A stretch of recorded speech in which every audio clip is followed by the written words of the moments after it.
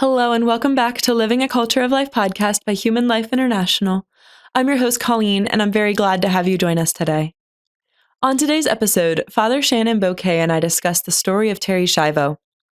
You may remember this story from about 21 years ago, but Terry Schiavo died on March 31st of 2005 after her feeding tube was removed. There was an entire court case surrounding this issue and lots of media attention, and it really brought awareness to the public forum of assisted suicide and euthanasia. Obviously, 21 years later, these are both incredibly important issues still. Just last year, 2 more U.S. states legalized assisted suicide, and this is really a big battle for pro-lifers right now.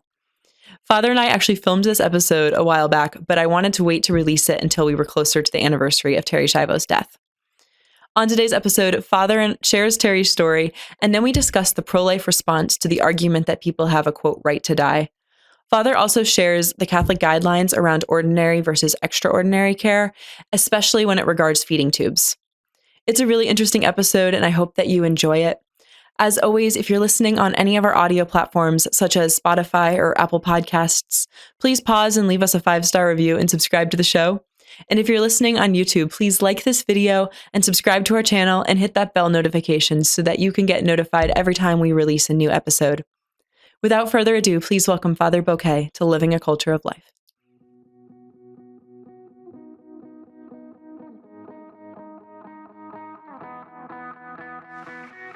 Welcome to the podcast, Father. Oh, Colleen, always a great blessing to be with you. Well, let's start off today by talking about Terri Schiavo. So you wrote a Spirit and Life article on this. So could you just start by sharing her story with our audience? Because I was very young when it happened. I do have a memory of it, but I think that there's probably a lot of audience members who don't necessarily remember it, or they don't remember the details of the story. Sure. For our audience who are not maybe familiar with the case, this goes all the way back to 1990.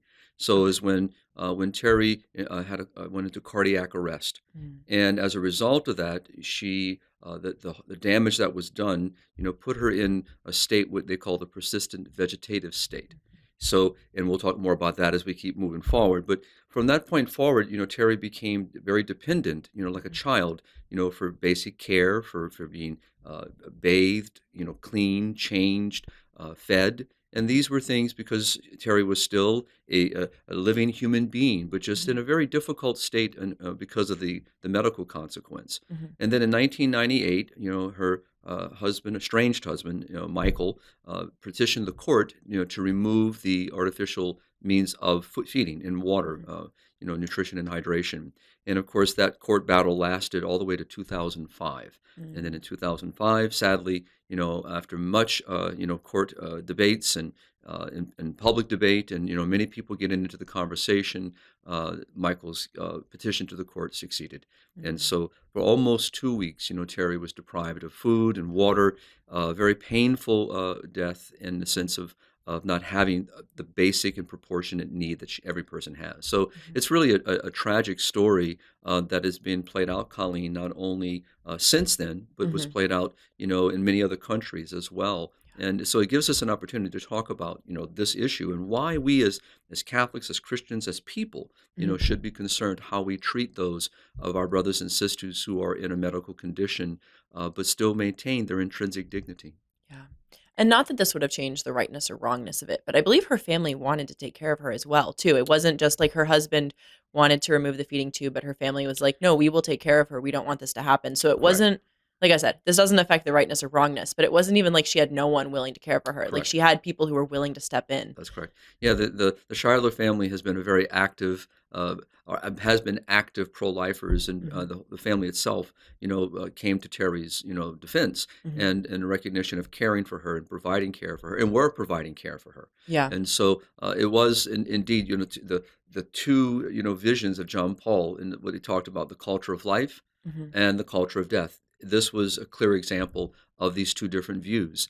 People looking like Michael, looking at how a quality of life definition. So looking at this state of life and determining the value of life based on this condition, or the other vision, the pro-life position, the culture of life position, is that Terry, in this case, we're talking about, is a woman of great value. She has her inherent value, her intrinsic value. These things have not been diminished in any way because of the medical condition that she was dealing with. Yeah, I've had the opportunity to meet Bobby Schindler before Yes. and hear him talk, and it's just like obviously great love for his sister, and he's doing a lot of work now to be able to raise awareness about this 20 years later, still fighting the good fight. Exactly, exactly. So I think it's really worth for us to talk about this because one of the things that Bobby talked about Hmm. in recent interviews because of the anniversary Yeah. was where things are now. Are Mm. we better?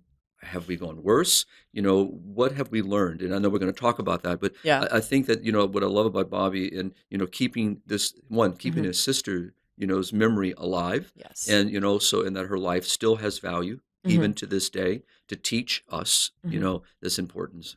Did it happen in Louisiana? Am I remembering that It correctly? was in Florida. Oh, Yeah, okay, Florida. Never mind. Okay, yep, I was gonna say you're from Louisiana, so if it happened there, for some reason I was remembering that, but I guess right. incorrectly. And now, Yeah, yeah, Florida. yeah. Interesting. Why do you think her story's still relevant today? Well, Hmm. look where we are today, because of Terry's case. I mean, it was really international. Hmm. It was, I mean, the Holy Father, John Paul II, was involved in this and Hmm. making statements about the case. The U.S. bishops petitioned, Hmm. the Congregation for Doctrine and Faith, it was now Hmm. called the Dicastery for the Doctrine and Faith, but, petition, what about food and hydration? Is it ordinary? Is it proportionate means? How do we Hmm. respond to this given situation? So it became an international conversation, Yeah. and which was something so important because we know that many countries were already advocating for euthanasia, already Hmm. actively legal in many countries at that time. Okay, so this is a little bit of a detailed question, but I Sure. think it's an important one to bring up. And so I think some of our audience might know that official euthanasia is not, as far as I know, not legal in any states. Assisted suicide is legal in states. Correct. This doesn't fall in either of those categories, does it? Well, Technically, like legally. well, it would not. Well, it depends on how you want to look at it. Because Okay. so when we define euthanasia, remember what we're defining here. We're Hmm. defining an action or an omission with Hmm. the intention of causing the death to relieve suffering. So it would have been illegal. Right. So, in a sense of, so this is why this debate was such a very important debate, because, first of all, remember that the quality of life, put Hmm. those in quotes, is pretty much how people try to approach human suffering.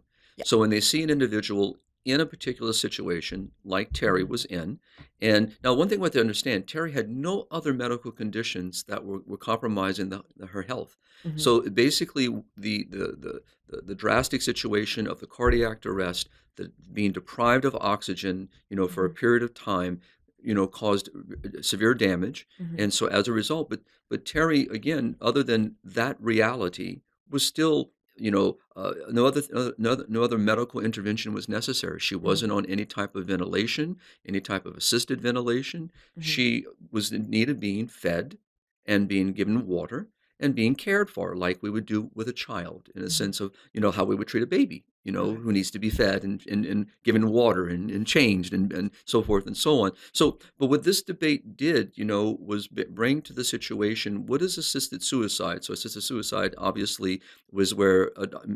healthcare professional, doctor, Yeah. gives to an individual requesting to end their life and provides the means for the patient to do it. Usually inject Whereas themselves. euthanasia Yeah. would be obviously done by someone else without someone else's permission. So that's Okay, so I guess I was thinking of euthanasia more as when the doctor is the one injecting like a drug that's going to correct. end someone's life. So removing a feeding tube would also fall under that definition. It would fall under basically you're removing. So here you have a sin of omission. Okay. So, but it is an act. There Hmm. is an act involved because you're removing the means by which this person receives. So Hmm. you're actually causing their death. You're Yeah. hastening their death. So, and then the omission would be, for example, again back to Terry's situation. John Paul talked about this. I believe it was in right not long before he had passed. Hmm. And that was that. How do we approach a person in this particular state? Now, first of all, he really did not like this vegetative state language. And he was very clear because when you look at that, basically you're again that quality of life. You're looking at an individual and you Hmm. are determining that they are less than human now. Yeah.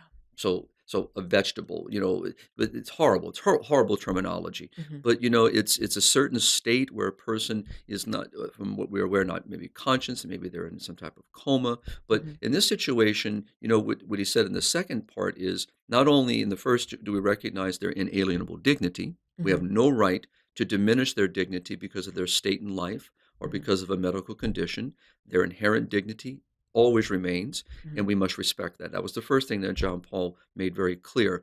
And then the second thing is providing the other medical needs that they have and the other basic care needs that, in this case, Terry would need. Food and That is water. food, water, which he said is not medical care, and it's not. The church does not define nutrition and hydration as medical care. It's ordinary and proportionate care as long as the patient itself is benefiting from that nutrition and hydration. Let me just put a comma there. What that means simply is, let's say a person has, I'm using a certain case, has stomach cancer. Mhm. And so basically no longer able to process, no longer able to Mhm. absorb. It might be causing more other difficulties. So you're dealing with a natural reality, a disease that's preventing the body from absorbing and benefiting from the nutrition and from the water, in this case, via feeding tube.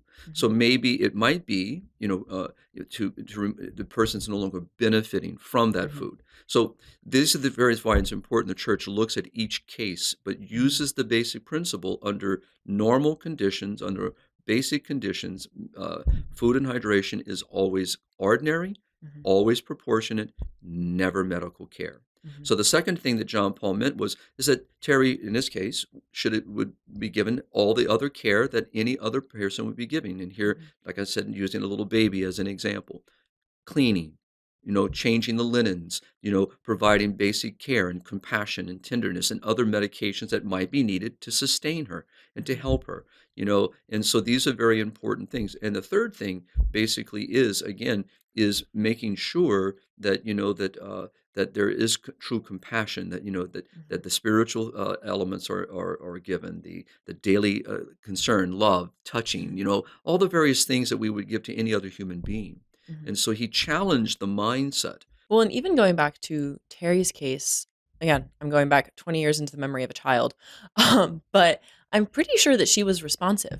Like, it wasn't even like she wasn't responsive to people around her. I believe I remember, like, hearing and seeing videos of, like, when her parents would walk in the room, her eyes would kinda, like, light up, and she was, like, Mhm, clearly aware of the mhm. people around her as Right. well. Yeah. It's just, I think what's so sad is that if we look at today's climate, Mhm, and how we approach human life, is that, what John Paul warned, in Evangelium Vitae, is that, instead of the compassion that is owed to every human person, we basically alleviate our responsibility to care for that individual through the mhm, process of euthanasia or assisted suicide, or in the case of abortion. mhm, And so what we've done is we remove ourselves from this conversation. But what you just gave a testimony to is the reality that this is a human being still with the need of love and mhm, care and tenderness, compassion, true compassion, accompaniment, mhm, and so the touch, the tenderness of someone's care, someone feeding them.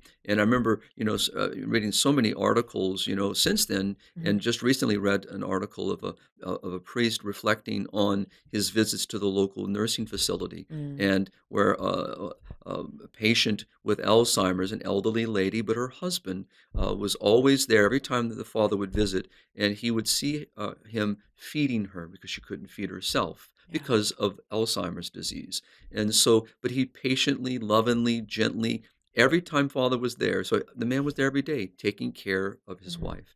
That is love. That is care, patience, tenderness. And so this is what John Paul really, again, through him responding to this mhm, situation in 2005 then, yeah. but obviously it's the same conversation today. Didn't John Paul die, like, a few days later? Or was it before? So this He died was happened it early after, April, right? right? Yeah. Correct. Right. Divine mercy. Wow. But it's when you think about this, John Paul himself, Mhm. was struggling with a debilitating disease and Yeah. needed assistance when, toward the latter part of his life. Mhm. And so, with many things, including food and hydration. Mhm. So when we think about this, the Holy Father, now sainted Mhm. man, Saint John Paul, you know, through his own body, through his own life, Mhm. witnessed to the care for the human person. The late Monsignor Barrero, that worked for HLI and served HLI for over 2 decades, died of cancer. And he says, Mhm. even my body fights against me at the molecular level. In other words, so it's a reality. Yeah. But what is our response to those givens? Mhm. How do we respond to them? And this is what gives witness to a culture. Yeah. Whether we're going to be a culture that advocates for life, Mhm. defends life, loves life, or are we going to be a culture that that negates our obligation to our brothers and sisters. Yeah. And this is what the case with Terry and many other cases since then Hmm. have revealed to us. We've seen even children, Hmm. being allowed to have their life ended, because of court's decisions. It's a tragedy. Yeah. The word tragedy doesn't even capture, what Mm-mm. this really is. No, it's scary how much steam that movement has picked up in the past 20 years and That's like correct.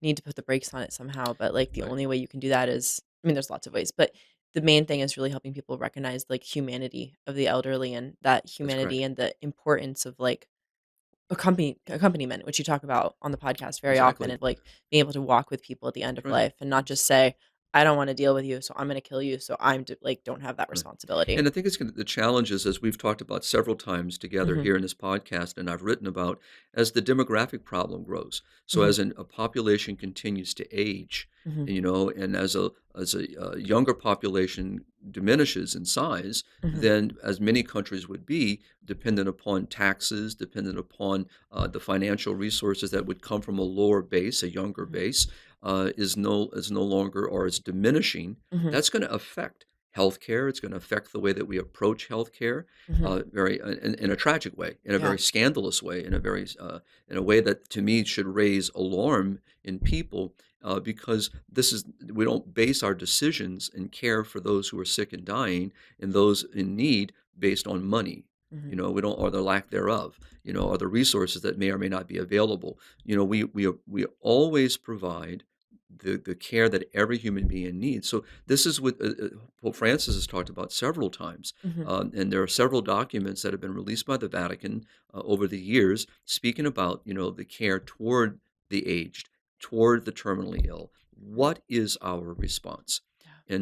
And sadly, in countries around the world where this mindset Hmm. that life loses its value as you age or become diminished in any way, in a mental incapacity or a physical incapacity, Hmm. all of a sudden, there's this mindset that there's a diminishing of your quality of life.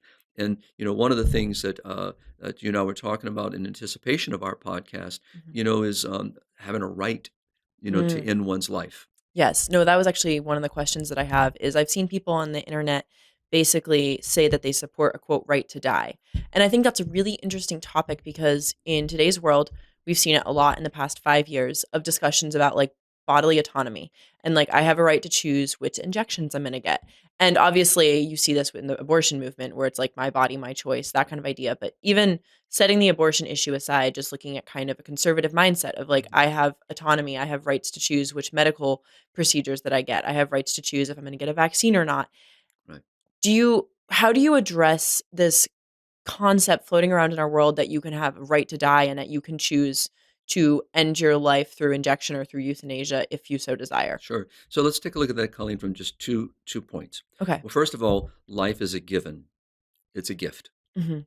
I don't bestow life upon myself. Mhm. I don't bring life to myself. Mhm. Life is a gift. And so that's the first starting point, is that, and because of that, who is the author of life? Mhm. God is the author of life. So life itself is a gift. So I don't own my life.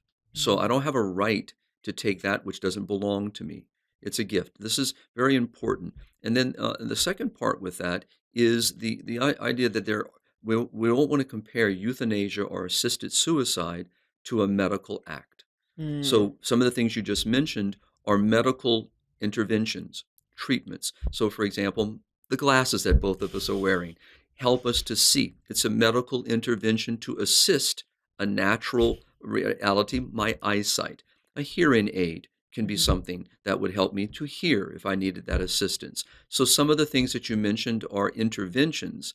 Assisted suicide is not an intervention. It doesn't resolve a medical condition or alleviate a medical condition or try to mitigate a medical condition. It actually Mhm. kills the person with the medical condition or Mm. with the terminal illness, so, or with a cognitive disability or Mhm. a handicap. So they're very different acts. Mhm. And so we must really differentiate the two of them. But ultimately, because of the first, that life is Mhm. a gift, and so a gift given to us by God, Mhm. and that we do not have a right, not only in the fifth commandment, not to take the life of another human being, to Mhm. murder them.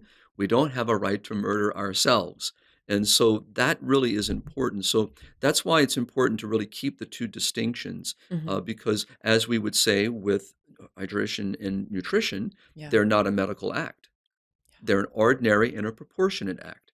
Mhm. So that's why it's important, because if we look at them as a medical act, then we can obviously do what they did with Terry. Well, let's just remove them Mhm. based on a quality of life definition.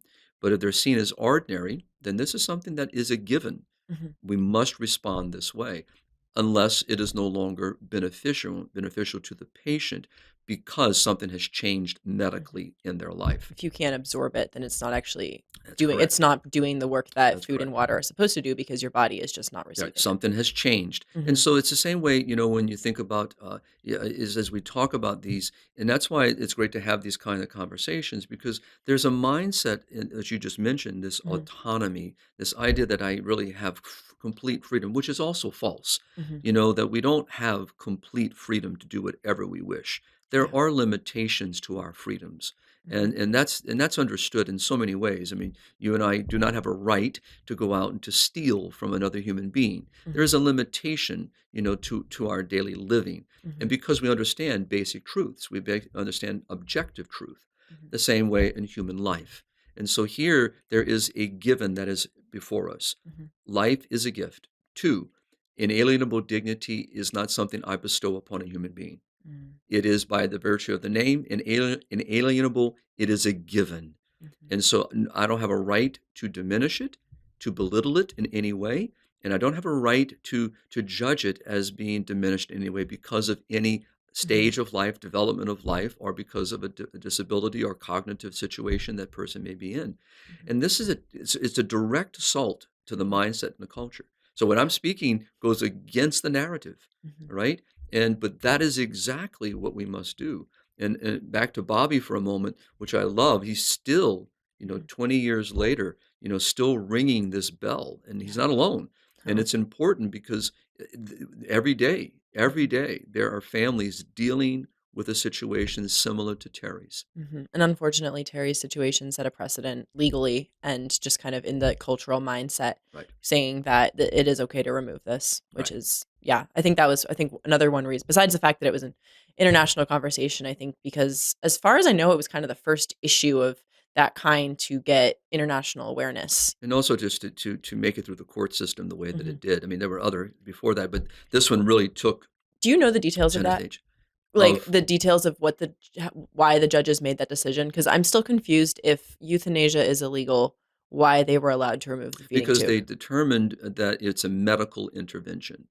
So they Okay. treated the nutrition and hydration as a medical act. Okay, so it's like an additional thing that isn't quote unquote "normal" or natural Right, or ordinary, and then you can take it right. away. I mean, That makes and sense. again, Okay. and It her doesn't make sense, and her but estranged husband, was, basically saying that Terry would not have wanted to live this way, which really contradicted, as you mentioned, the Mhm, family that said, no, that's not true. mhm, And so you had that reality, but mhm, really ultimately came down to the decision, mhm, of a medical intervention because it was determined that mhm, Terry's condition would not change.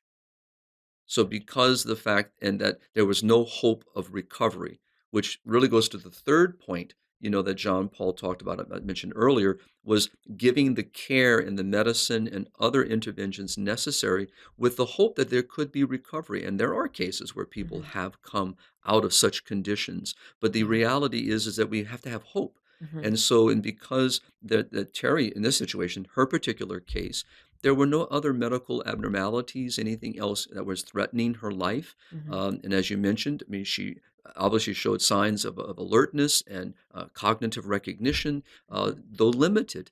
So here, the court determined through the persistence of Michael and mhm. those advocating with him that basically gave a quality of life definition. Yeah. She would not want to live this way. So, and because there was no hope of recovery, the medical intervention of the feeding tube, which was, non-intrusive Mhm, and obviously just needs basic care to make sure it's clean and and sterile and so forth. Very simple, mhm, and so it was providing what she needed to mhm. live. By Yeah, removing that, they starved her to death. yeah. Could you give for our audience just, like, a quick synopsis of ordinary versus extraordinary? Because we've been using the terms ordinary, and I know we've Sure. talked about it again on the podcast, but I think it's important Right. just to kind of keep right before people what the two definitions are. So just to help, and I know maybe you can put this in the show notes again, Hmm. is to lead people to the ethical and religious directives of Catholic for Catholic healthcare. Okay. I think it's important that we have to educate ourselves what the church teaches on this. And Hmm. so in the ERDs, the ethical and religious directives for Catholic healthcare, Hmm. goes into great detail about proportionate, disproportionate, ordinary, extraordinary. Hmm. And so, as we mentioned here, is that by ordinary proportionate care, it means that which should be given. Hmm. Life is a To value. anybody, basically. That's right, to anyone and under conditions and regular conditions of what the person is Hmm. facing. So this is important. So, for example, food and hydration. Hmm. Now, here it's not a medical act, so it's ordinary and proportionate care. And the reason why we speak of this way is because life is a good. Hmm. Life is a value, and life is worth living. And we also have a recognition that sometimes the natural consequences of life are forthcoming. We don't have an obligation to prolong our life, all right, and just indefinitely. Hmm. We do have an obligation to be stewards of our life, Colleen. And so that's why understanding, when we talk about medical interventions, not nutrition and hydration, all right, so just Hmm. restating that so we don't want to make them in the same conversation. Those are ordinary, proportionate, and never a medical act, food and hydration. But there are things that, that can be determined no longer beneficial to the patient, or maybe, it actually no longer changes the Hmm. situation the patient may be facing. So in this situation, for example, cancer. Hmm. A person may be diagnosed with a stage of cancer that now has progressed to the point where chemotherapy and other interventions are no longer going to have a proportionate benefit.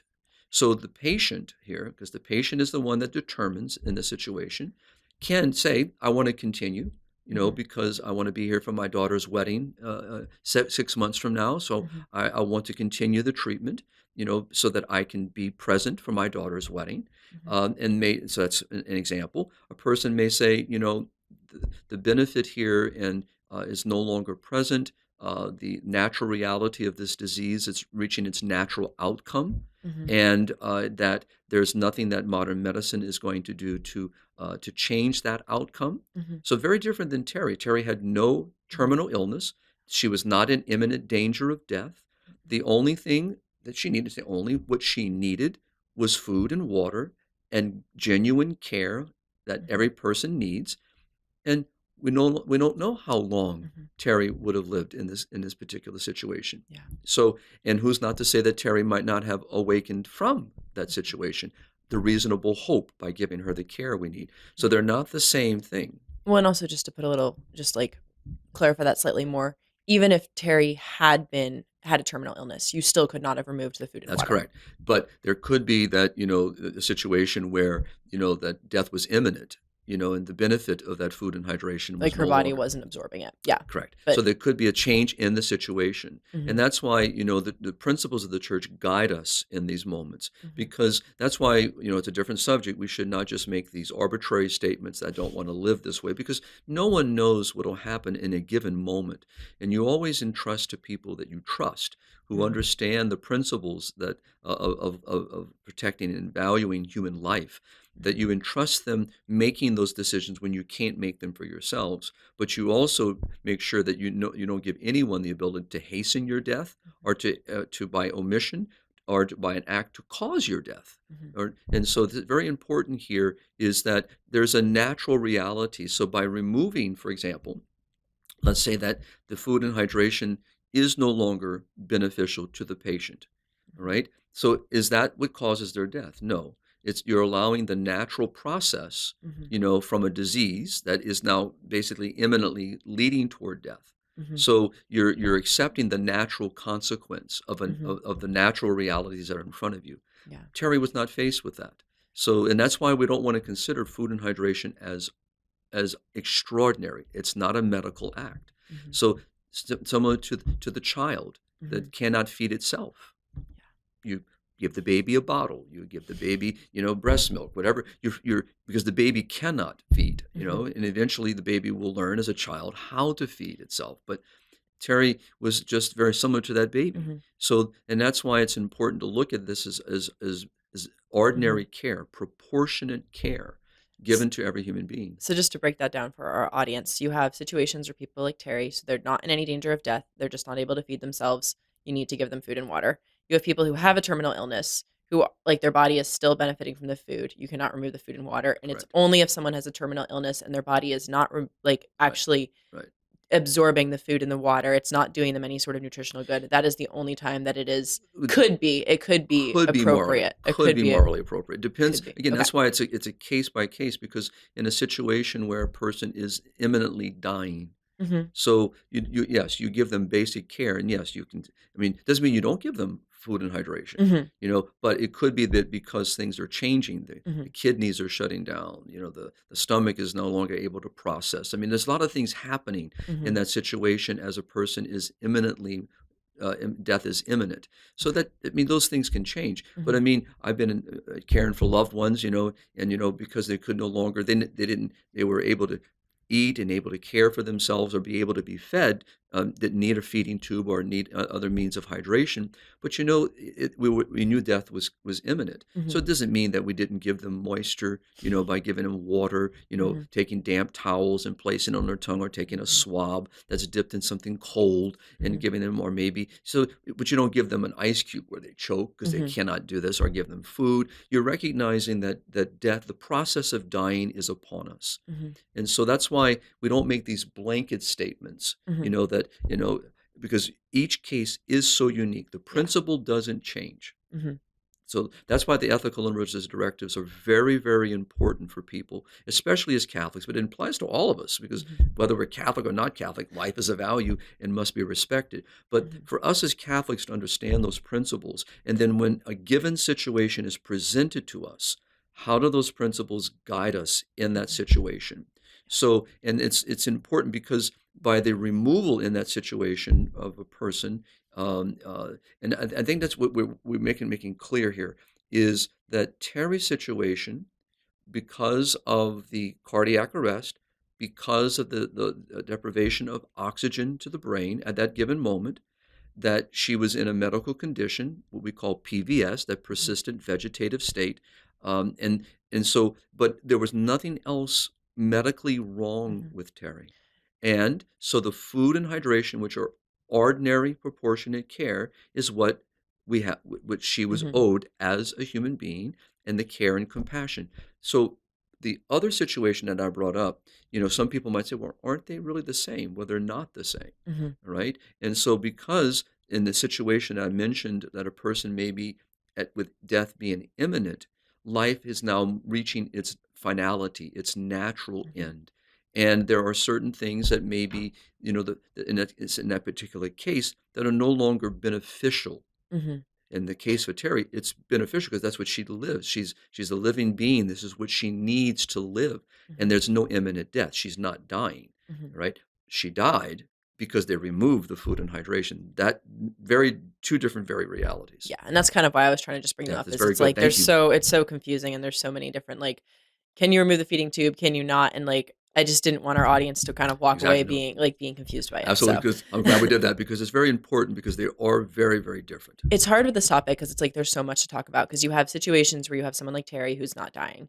You have the push for trying to allow euthanasia and assisted suicide, and they always say at first that it's for people who are dying, and both of those are wrong. But I think when people are discussing this topic in general, things kind of get equivocated Right. in a way that maybe they shouldn't be Exactly. because you want to be clear that like you can't kill someone in Terry's situation. You can't use euthanasia and assisted suicide even if someone is dying, and that when you're Right. talking about potentially whether or not it's appropriate to remove a feeding tube from someone who's in like about to die, like Right. moments away from dying, or their body isn't absorbing it, that's like something else entirely. And Right. so just trying to make sure that people Right. understand that there's a few different situations we're Right. kind of all discussing here. Exactly. And it's always important, obviously, we don't have a right to kill anyone. Yes. We have no right to hasten the death of Hmm. anyone and to be the cause of it, or by omission. Hmm.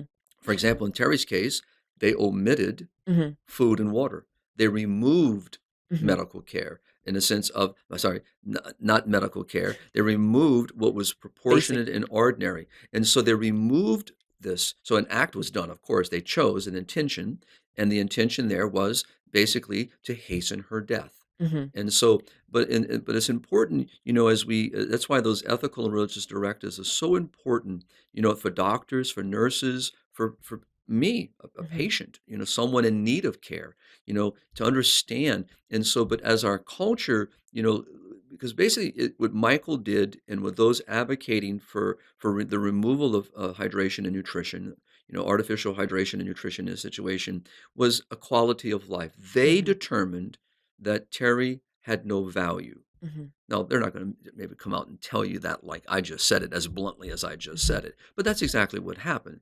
Yeah. They looked at her life, considered her to be less than human, Mm-hmm. and they used all the little euphemisms that we all, her unnecessary suffering, she would not want to live this way, all the various things that we hear, basically to alleviate their conscience, because what they were doing was choosing a means by which her life would end. Mm-hmm. The cardiac arrest did not take her life. The deprivation of oxygen did not take her life. There were no other medical conditions that were threatening her life. Mm-hmm. She was a living being of great love and value, Mm-hmm. and what she needed was compassion and care and assistance with food and hydration. That's all she needed. And they deprived her of that basic, ordinary, and proportionate care. Mm-hmm. Versus my grandmother, grandfather, speaking here personally, who are in a stage of life that death was imminent. Mm-hmm. So there were certain medical interventions that were no longer going to be of benefit. They were no longer proportionate to their Mm-hmm. care. They began to become extraordinary, disproportionate. All right. So using those terms, but at the same time, we bathed, we cleaned, we changed the linens, we moistened their lips when they were able to still take some food, some Mm-hmm. type of liquid. We did that for them. When we noticed that they were no longer able, then we changed the way that which we approached. But once that process of dying was within that imminent range, meaning 24, 48 hours, Mm-hmm. you're helping that person now to Mm-hmm. prepare for death. And so your means of approach, you're mitigating their pain, you're managing their pain, you're Mm-hmm. doing things to really be with them, you're accompanying them, and you're doing all that is necessary out of love and care.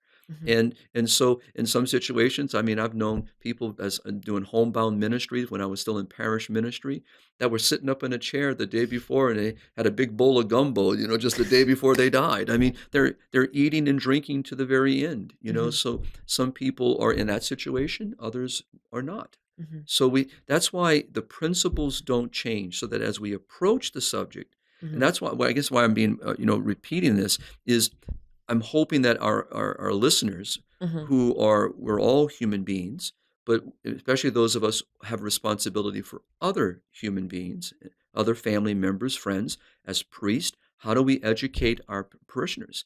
How do Mm-hmm. we speak about this issue? This is something Bobby mentioned in several interviews for the anniversary of Terry's death, is we still don't hear this being preached. We Mm-hmm. don't hear this being discussed.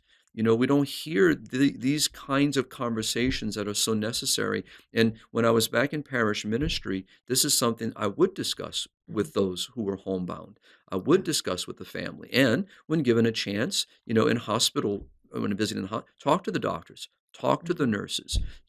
This is something so important, and it's not being discussed enough. Yeah. And that's one of the reasons that like the priest and seminarian training that we do globally is so important, is because like if a priest doesn't necessarily understand all the distinctions, he's going to struggle a lot more to give the proper guidance than if he understands kind of the bioethical principles and those ethical and religious directives, and then is able to like help guide families through a specific situation. Right.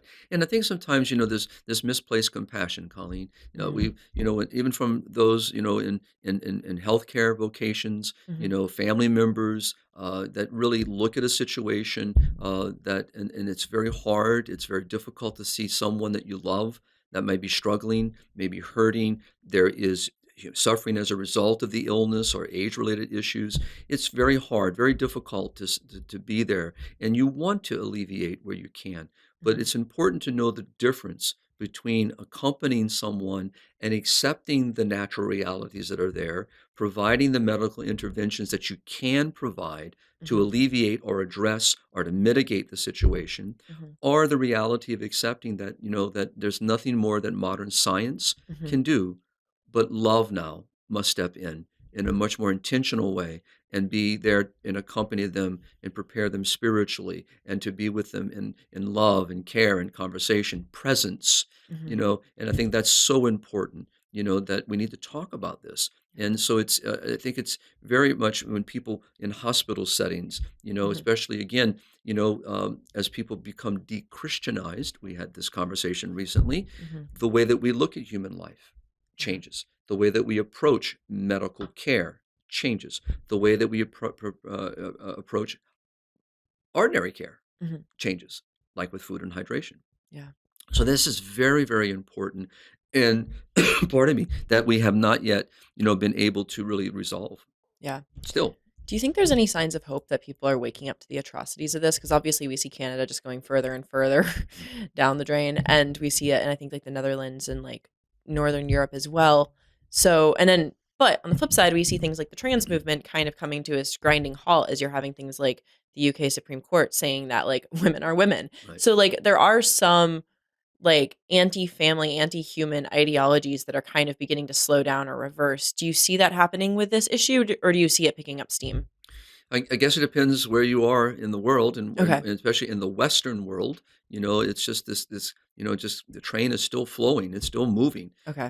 And so as we keep bringing these cases forward, and we have to keep bringing this into the public forum. Mhm. I really believe that especially as I mentioned earlier, as the demographics change, I Mhm. think as the fact of resources becomes compromised, in ability to what do we the cost of healthcare Mhm. and the rising cost of healthcare, Mhm. and the rising cost of living, it affects how people approach As you these. have fewer and fewer nurses because you have a smaller and smaller young generation supporting a larger. That's right. And so these kind of things, but none of that should be what determines our approach, but Mm-mm. they are affecting how Western mentality, secularism Mhm. approaches this. And sadly, as we lose those moral mores, those Mhm. moral objective understanding of the value of human life and our obligation toward that, and we begin to accept that mindset of quality of life that Mhm. really frames the human person as a thing, Mhm. and not looking at the intrinsic value of every human person, Mhm. it changes how people approach this. Yeah. And we know that people, families don't live near each other very much Mhm. now. People are mobile. That affects how people see their responsibility. Well, I live in Oregon. My mother lives in Washington D.C. What can I do about it? Mhm. So these things affect how people approach. And as John Paul said, and it's true, we all know, and I'm using the word inconvenient, but in the sense of that we should never look at a human person as inconvenient. But Mhm. there are things that require sacrifice. Mhm. So maybe I do need to move to be nearer my mother. Mhm. Maybe I need to move my mother nearer to me. There are a lot of things that require sacrificial love, Mhm. and that's what compassion is.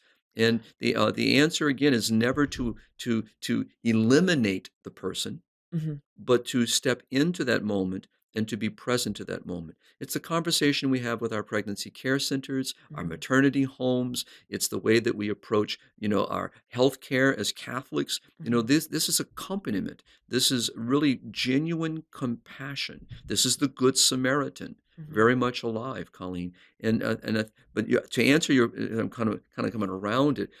We are up against a large tsunami, Yeah. you know and as you just pointed out, to our brothers and sisters to the north, in Canada, where MAID continues just to kind of run rampant, Mhm. and and you read case after case of the tragedies that are occurring.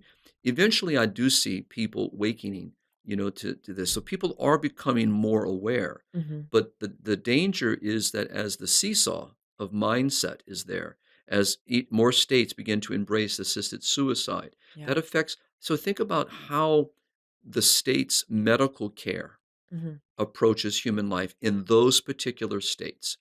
So if the mindset is that assisted suicide is an option, then it also affects how the doctors approach care, the Yeah. options of care that doctors present to patients. The Mhm. doctor may not necessarily be advocating for Mhm. assisted suicide, but saying, hey, it's accepted in this state. I have to present it to you. It's a medical option of intervention, and it's one of the decisions that you have to make in your medical care. Well, and we see this with abortion and birth control as it is. You have women who have heavy, painful periods and they go into the doctor and they're offered birth control as like the quote unquote band-aid solution. And fewer doctors are like got to the point where they were knowledgeable about what actually you could do to help balance hormones or heal the Right, underlying problem. And right. thankfully people are waking up to that again now. You have a woman who has a child that has some type of disability and she goes in and the doctor says like, well, we could do this surgery to correct something like spina Mhm. bifida, or we could, like, terminate the pregnancy, like, offer Right. her an abortion, and so you have something that is, like as death becomes an option or as something that's, like, that doesn't actually fix the problem, that's, like because birth control obviously isn't death, but as death becomes an option, the people who are knowledgeable to offer, like, actual life-affirming care are gonna Mhm. become fewer and fewer, or they're gonna Right. know less about it, and Well, so it's just the idea what John Paul said, and it's the idea is that I'm removing myself. So imagine if we didn't have Mhm, legalized assisted suicide, mhm, right? Didn't have it. It's illegal across the country. How would we approach these situations yeah, of human difficulties, of medical difficulties, moral dilemmas? Well, it's not legal. mhm, So we're going to provide what we should be providing. mhm. So really, it's the danger of the culture of life. It's a framework. It's a mindset that perpetuates itself and begins to change The danger policies. of a culture of death. Oh, sorry, culture of death. And so it changes the mindset, changes the approach, changes the way someone accepts or doesn't accept. So it's the same thing with abortion. Mhm, So that's why Father Marx, our founder, talked about them both, mhm, coming from the flowing from the same framework. mhm. Because if I devalue life at its very beginning, and I determine that that life is not a life of value, Mhm, and I have the authority over that life, then I arbitrarily decide who has value, who doesn't. It also applies at the end of life. mhm, So, but if every life as it is a value in mhm, itself, because we're talking about a human being of intrinsic value, then that means my approach always remains the same, mhm, to value that life and to do no harm to that life, mhm. and to be able to assist that person when that person is in need. And so this is a vulnerable person. And when people are vulnerable, they can make very bad decisions. And when a person feels abandoned, Mhm. unwanted, what happens? The framework begins to perpetuate itself. And then all of a sudden, we move from something that is really on the fringe to Mhm. something that becomes normalized.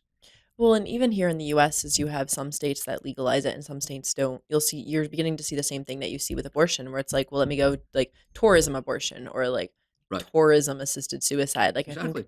last fall there was a woman from Connecticut, I believe, who went to Vermont because she could get assisted suicide in Vermont and she couldn't in Connecticut. Right. And so you begin to see like things like it just it's one thing to have Canada offer it in the US, like, as bad as that is, but here in the US, as different states begin to offer it, it's gonna become more and more accessible Right. to everyone in the US, Right. even if your particular state is, it's illegal, and so I think that's Right. just important for Americans to be aware of, like, you do need to care what's happening in Montana. You do need to care what's happening in Vermont. You do need to care what's happening Exactly. in New York and Exactly. California because it's going to affect the people in your state and the mentality of people in your state, Right. even if within your state life is protected.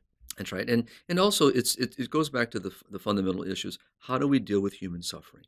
Yeah. And so the and our response is very clear. Mhm. You love the person who is suffering. Mhm. You don't eliminate the person who is suffering. Yeah. And so it's a real challenge, Mhm. of how, for us in the pro-life and family movement, is how do you push against the narrative, Mhm. but then also how do instantiate this understanding within the culture, in other words, Mhm. that's lost its understanding. So Yeah. we have to keep doing what we're doing here, and many Mhm. others are doing in podcast and writing and lectures, and the church is teaching, getting up in pulpits. We just have to keep pushing. And what I would say here is, this is where our Catholic hospitals really do stand out as a model, Mhm. because we are teaching by our action. Mhm. Our nursing care facilities, our skilled facilities, our assisted living facilities, all the various things that the church is engaged in Mhm. is a pushback, because what we're saying is that life is a good Mhm. and life must be served. And so, and that whatever stage or medical situation a person is in Mhm. doesn't change my responsibility toward that individual. And yes, the means by which we care, the interventions we may decide are going to be based not on a quality of life, Mhm. but based on the realities that are in front of us, and based on those principles, how do we respond to those givens that are there? And how do we accept the fact that my life is, I'm not an infinite being. I'm Mhm. made for eternal life, but I am finite. And there are realities that I cannot, ignore, that will happen in my life. Mhm. And so how do I approach those? And this is the challenge, of our culture today. I think it's a real issue that I wish I could say, like Bobby, when asked the same question, have we improved? Are we doing better? I think that, the answer, as we've been talking about, Mhm. shows that we're not where we need to be, Yeah. and we have much, much room to grow. I have one more question about Terry's Sure. story. Do you remember, like, where you were when this was going on, and, like, how did it affect you? Like, at the time that this whole debate was happening back in 2005, like, what was your perception of it? What were people saying? Did you, like, address it? I think you were in probably in parish life at that hmm point. So, like, did you address it in your parish? Like, what was your experience of this situation? Sure. So I was a pastor, and also myself at the time was dealing with some medical problems, Mm. and it really did speak, volume, and I did preach, I did talk about it, and as I said, because of the homebound ministry, which I had a very large percentage of people who were homebound, Mhm. and I visited the nursing facilities and the hospital on a regular basis. I mean, so this really did raise conversations, Mhm. with people, because they're seeing the headlines, they're seeing with the news, and I Mhm. mean, and why was this case? Is this case different than my mother, my father's situation, or my Mhm. uncle, or my aunt, or myself? Is it what's different about this, and what is Mhm. my response? So it actually raised questions, Mhm. and so I think what Bobby is still doing, and many others, and what we're doing is we're still making it stay on the stage, Mhm. keeping it front and center, and making people look at it, and really begin to say, what is my moral obligation? Mhm. What are we as a country? What is our moral obligation as a country toward the aged, the sick, and the dying? And where some have gone, this is not very a positive way of our country. I think it really Mhm. taints our country that we murder our young in the womb, and Mhm. we hasten the death of our sick and our dying, and participate in their deaths, Mhm. and condone it in a legal way, as if there's a freedom to kill oneself. Mhm. It's really telling of the moral instability of our country, and it's very, very tragic in how that will play out further. Mhm. And so I do think that I remember very vividly, preaching and teaching Mhm. and using the situation as an opportunity to educate. Mhm. And uh, so to me, it's still very fresh. It's still, and so coming up to the anniversary, it remained very fresh in my mind. I can still, see Mhm. her face. I can still, see the family, and remember the news, and the little segments on the evening news, and Mhm. how certain people approached it. Mhm. And very sadly, as I said earlier, Colleen, is how sometimes even members within the church itself, the leadership of the church, misinformed. Mhm. They really did give misinformation. Yeah. Uh, and so I do believe when the USCCB reached out to the Vatican Mhm. through the Congregation of Doctrine and Faith, was to help answer questions, Yeah. and to reaffirm what the church has consistently taught. It Mhm. wasn't that it was a new teaching. What does the Mm-mm. church teach? And so, but as we all know, and I know as we draw our time together, but is when you think about healthcare, Mhm. just 30, I mean, you're a young woman, healthcare has changed radically in your lifetime. Yeah. And every day the technology is growing and changing. you Mhm. know, and in many good ways. There are many moral Mhm. questions about many procedures. But, you know, so you look at this, and that's why the church always has to respond Mhm. because interventions are changing. Medical practice is changing. The Mhm. way that we approach the science of medicine is changing. Mhm. And so how do we address those moral dilemmas and moral questions that people have? Yeah. Is this right? Is it wrong? Mhm. Can I? Can I not? Mhm. So these are just questions. The principles remain the same, but the practical application is gonna slightly vary depending on what technologies are available and as technology And what the improves case and is in each and as the case. case, yeah. Because I had, Dr. Bill Lyle on the podcast a little bit ago, and he was talking about how, like, all of the different fetal surgeries that can be done, and it was just, Mm, like, kind of bringing in that contrast of, like, the development of certain, like, technologies are gonna make it easier to perform abortions, but also easier to do, like, surgeries on preborn children, and it's right, just it's technology advancing isn't bad, but, like, the human heart being sinful is going to right. sometimes use that for good and That's right. sometimes for evil. These are tools, and so Mhm. how do we use the tools that we've been able through God's blessing to help the human person? So I Mhm. would end by just saying we're here to serve the human person. We're here to promote human flourishing, Mhm. the good of the human person. The human person is a good in itself, a value Mhm. in itself, and we must adhere to that, and we must Mhm. promote that good, and we must defend that good. Mhm. You know, even when the world's become deaf, Yeah. it doesn't change. You know, and no matter what where the seesaw teeter totters, if you will, is Mhm. that the truth doesn't change. Mhm. And this is where again I love our faith because it's not arbitrary. We're not speaking of anything arbitrary here. Yeah. We're speaking of what those principles help us to celebrate and also guide us in those moral decision-making moments. Yeah. Well, thank you very much, Father. I'm glad that we had a chance to sit down and talk about this. And really, it's like you said, as different states are moving forward with this, it's important for people to be aware of what the situation is now, and then also just be aware of Terry's story and like what that still means for our country. So, Exactly, and to pray, you know, for Terry's family, hmm obviously, which is still this is still very painful, and the memories are still very much vivid, hmm and sadly, Terry is now the face of many other people in similar situations yeah, and families that have tragically made very bad decisions or have had to fight against a legal system and hmm against a medical institution that devalues the life of their loved ones. So it's still something very much in the lives of people as we speak right now. yeah. Well, thank you very much, Father. Thank you, Colleen. And to all of our listeners, please like, subscribe, leave us a 5-star review if you enjoyed this episode, and keep on living the culture of life. God bless.